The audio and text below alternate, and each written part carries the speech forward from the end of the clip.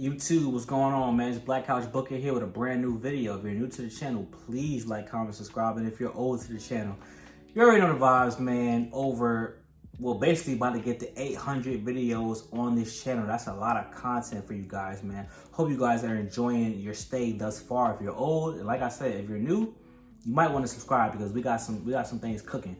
But anyway, man, just got finished streaming. I'm literally watching Bianca Belair, Naomi, Bayley versus Nia Jax, Candice LeRae, Tiffany Stratton. As I'm making this video, we multitask over here on this channel. I'm just a wrestling fan that loves to have fun. You see that little glow? That's the TV. And these ladies looking mighty fine. But anyway, so today I'm talking about the NXT call-up situation. And not only am I talking about the call-ups in particular, I want to talk about just the history of call-ups and my thoughts about NXT call-ups. So let me get into that first. So first things first, I have the mentality that if something could work at NXT, it can work on the main roster as well. And what I mean by that is, I don't know how, well, I do know how Vince McMahon was a senile old man, but how Karrion Kross, Aleister Black, Ember Moon, how all those individuals that came up the first time through NXT failed because Vince McMahon was a senile old man. But now we have Triple H, who birthed a lot of the NXT talent when he was there before he took over for the main roster, and they're failing as well. And even if he wasn't there primarily, he was still heavily involved. Think about this. Kiana James injured, okay, I'll give her the pass. But a Lyra Valkyria not being what she's supposed to be. And I'm a person that, I don't like the character of Lyra Valkyria, but I will say, in NXT, the stuff she was doing with Tatum Paxley got over. Tiffany Stratton, she is a success as far as she's Money in the Bank. She's had a good match with Naomi and Bayley, blah, blah, blah. But in the day, they're dragging out her cash in. You got to think about Bronson Reed. It was easy to execute what Bronson Reed should be. Luckily, he's getting over more so now, but why did he have to lose to Seth Rollins? Braun Breaker, he's two-time IC champion, but why did he have to lose to Sami Zayn the first time? Like, Triple H is just doing certain things that is out of character for him, where Triple H was complaining, I'm sure he was complaining that Vince McMahon was burying the people that he built up to a high profile, but then the same people you are building up as well, you're not burying them, but you're having them have this, oh, they gotta take the pin, they gotta build their profile up before they can become this main star. Triple H don't know how to build stars. Vince McMahon, he don't care how old you was. If he saw dollar signs and he was like, I can get some good heat for this, I'm pushing you. Austin Theory with the cell phone, he pushed that through. Triple H, nah, Austin Theory got to cash in unsuccessfully and lay on his back first and do some goofy stuff with Grayson Waller. Grayson Waller, Iron Survivor Challenge winner, now he's a goofy, hosting a goofy talk show. If it could work in NXT, for the most part, it could work in the main roster. The NXT 2.0 babies are a different story because their gimmicks are so TikTok goofy-ish that might not work for a mature. The main roster, even if it's PG, is more mature than what NXT 2.0 babies are bred from. So the fact that Tiffany Stratton is even working because they changed the theme song, they changed her character, she's getting bullied by Nia Jax, that makes it work. But if they would have kept her character just the same, it wouldn't have worked. They had to send Becky Lynch back down to build Tiffany Stratton back up. So that's the only reason why it's working right now. And if you really think about it, right? A guy like a Braun Breaker, it took a long time to develop him and make him ready for the main roster. I made a video in 2023 saying, yo, why are they so afraid to send Braun Breaker to the main roster? I see why they were afraid, because they didn't really have his character down to a T. They had that weak theme song. His gear was mad colorful. Like that's not the Braun Breaker we got today, who seems like more of a badass. I like Braun Breaker, by the way. You know what I'm saying? I don't want to compare him to nobody else. He always complaining. He always comparing. But at the end of the day, I think Austin Theory is better than Braun Breaker because I've seen when he did it evolve. But I'm not going to compare it because y'all be complaining and crying. But I will say this, right? Y'all know I'm really spitting right now. Y'all know your boy been sipping a little bit of that White Claw. So y'all know I'm telling you my true feelings. I usually have my handy dandy notebook ready. I don't got my notebook. I'm just spitting right now. And I keep it real in this channel. That's why y'all mess with me.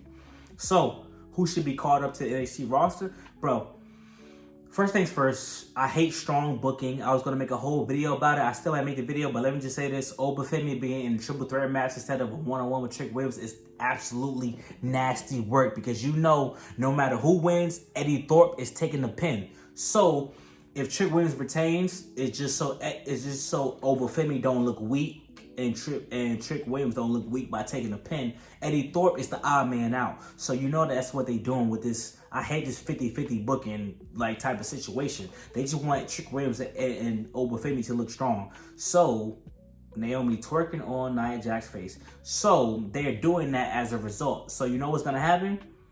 No matter who wins, Eddie Thorpe taking the pin. So at this point, if y'all don't believe in Obafemi enough to just give him a title from Trick Williams straight up, just send Obafemi to the main roster so he can go crazy and win the United States Championship from Shinsuke Nakamura or something like that. Because y'all don't believe in Obafemi enough to just beat Trick Williams one-on-one. It should have just been a one-on-one. Eddie Thorpe is not ready to be NXT champion. And if the swerve is Eddie Thorpe winning the NXT championship, that's nasty work. Eddie Thorpe should not be champion over Obafemi.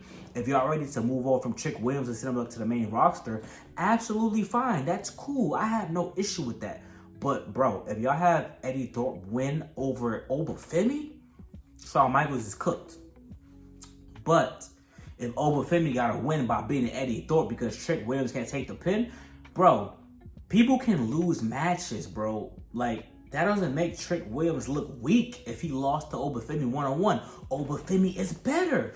So then send Trick Williams to the main roster, and Trick Williams got to go against whoever he goes against. What's the issue with that? How is that how is that bad booking? I don't understand. If y'all say my t-shirt is wrinkled, this is a brand new t-shirt, fresh out the pack. Goodfellow, Target. You know what I'm saying? That's how I get down. But that's nasty work if y'all think that Obafemi can't just beat Trick Williams straight up. Or if Trick Williams beat Obafemi straight up, Obafemi he's in a bad spell. He lost to Tony Storm. He lost Trick Williams. Like, that doesn't make him weak. That don't make him weak, bro. Bring back Omos so Obafemi can have an enforcer. That don't make, like, if Obafemi not ready for the main roster and he doesn't win the belt for the triple threat, what is he gonna keep doing? What is he gonna do then? Obafemi is so dominant. He's like a Gunther type of dominant. He gotta win the belt. I don't understand what the situation is with Obafemi. So, if anything, send up Obafemi. With that being said, don't send up Jada Parker. Don't send up Jada Parker. Jada Parker should be NXT Women's Champion or NXT Women's North American Champion at minimum before she goes up. I like Jada Parker. She's one of the most natural talkers. I don't want to see Jada Parker come up to Smackdown just to fight a Candice LeRae, just to fight a Mia Yim again. I don't need that for Jada Parker. She could come up in 2026, 2027 when she's more established and she's won a belt already. That's what Jada Parker can do. I know y'all want Jada Parker to come up so bad, but relax. Kalani Jordan, another one, not even ready to come up to the main roster yet. She's just about to hit her stride. I think she's about to be a heel. She's about to go against Lola Vice. And I think Kalani Jordan should get some more work because as a heel, she feels like a more natural talker. So let's not confuse nobody. Let Kalani Jordan build a little bit more. And I think she's going to be cooking in that aspect. Because I thought we were going to get a part 3 with Jada Parker and Lola Vice, but I guess Kalani Jordan about to go crazy against her and Stephanie Valkyrie. So let's leave it at that. Another people who shouldn't go up, Stephanie Valkyrie and Julia, don't bring them up because they're good enough to go up, but let them get some runs at NXT. Let them get some going with Zarya. Let them get that going. Like, they're good enough to go up from a wrestling standpoint, but I want to see what they could do with NXT to help elevate other women and themselves. Fraxium. Get Fraxium up. OTM, take the belts off of them. Send up Fraxium. Whether you separate them or not, if you want them to have a feud before Nia Jax just twerked on Bayley. If you want them to have a feud before they go up, that's absolutely fine. I have no issues with that at all. But Fraxium should definitely go to the main roster, whether it's separate, whether it's together, whatever the case may be. Nathan Frazier, I like Nathan Frazier a lot. I didn't know he was that good. And Axiom, he's somebody that you can put against Dragon Lee and beat him for the speed title, and I would not have an issue with that at all. I'm watching you, Dragon Lee. Other than that, man, I would say, as far as going up, obviously Roxanne Perez is ready to go up. I mean, she's been ready to go up, but I don't know. Me personally, my suspicion is they want her to go against Cora Jade first and have either Roxanne Perez turn into a tweener or a face, and Cora Jade is the heel and gets the belt off of her. But I do think Julia is gonna beat Roxanne Perez for the belt, and if that sends Roxanne Perez up, then Cora Jade goes against Julia for the belt. Cora Jade not ready. She can't go up with Roxanne Perez unless you bring them up as a heel tag team, and they go after the women's tag team championships. That could actually work. I just came up with that off the top of my dome. Roxanne Perez and Cora Jade as the heel tag team women's champions. That might work. I should be cooking, and I should be cooking out of nowhere. So you know what? If you're gonna send up Cora Jade with Roxanne Perez, send them to the tag team championships. Have them go after the tag team belts. Let them do that. Then split them up, and then Roxanne go after the IC or the United States Championship. I'd rather see Roxanne Perez on Raw, me personally. Other than that, though, there's not a lot of people that's ready to go to the main roster. As far as solo people, I thought Ethan Page was ready. I still think he is kind of ready. If you're going to have a little slight program with Javon Evans, I think Ethan Page could be somebody that could compete against whoever the United States Championship, whoever the United States champion is as a babyface. Ethan Page would be a good opposition, or Ethan Page could be the opposite of Logan Paul. You got Logan Paul on Raw, you got Ethan Page on SmackDown. I think Ethan Page is ready for that spotlight, but like those are really the only people who I think are ready for call-ups. And like I said, I don't understand how call-ups do not work out. If they can work at NXT, they can work on the main roster, especially in the black and gold era. Those call-ups not working was absolute nasty work. Like now, it's kind of the NXT 2.5, 3.0 era. I understand why they don't work, but if Tiffany Stratton could work, then why isn't Lyra Valkyria working? That doesn't make logical sense to me. You made Braun Breaker work. I'm afraid for Nia Jax twerking again. I'm afraid for Trick Williams. Look at Carmelo Hayes, bro. You can say what you want. He should beat Braun Strowman. He's still not in a good position to win, bro. Like, that just don't make logical sense to me. But y'all let me know what y'all think, man. Like, comment, subscribe. Thank you for the love and support as always, man. I love making these videos for y'all, making good content for y'all. 2025, we going crazy. And I don't really got nothing else to say, man. I had a great time on stream. Please check out the stream if you didn't see it live and you was there live. Put a fire emoji down below, man, because I just did a stream and just recorded the whole video for you guys at the same time. And no, I'm not using no microphone because I'm not messing up my audio. I'm just having a good time. And this match has been going on for a very long time. So I'll talk to y'all later, man. Peace. I'm about to enjoy the show.